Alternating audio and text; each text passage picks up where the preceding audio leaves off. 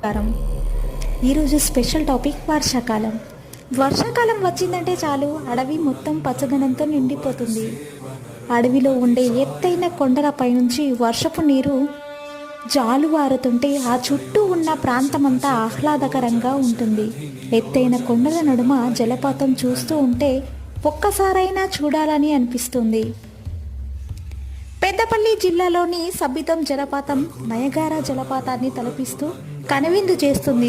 దట్టమైన అడవిలో చుట్టూ పచ్చని కొండల నడుమ వయ్యారంగా వంపులు తిరుగుతూ ఈ జలపాతం ఎంతో ఆకర్షణీయంగా నిలుస్తుంది.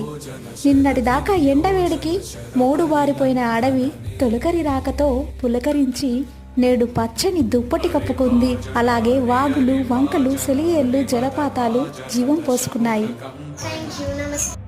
సో విన్నారు కదా అండి. ఈ వీడియో కనుక మీకు నచ్చినట్టయితే like, share, comment and do subscribe.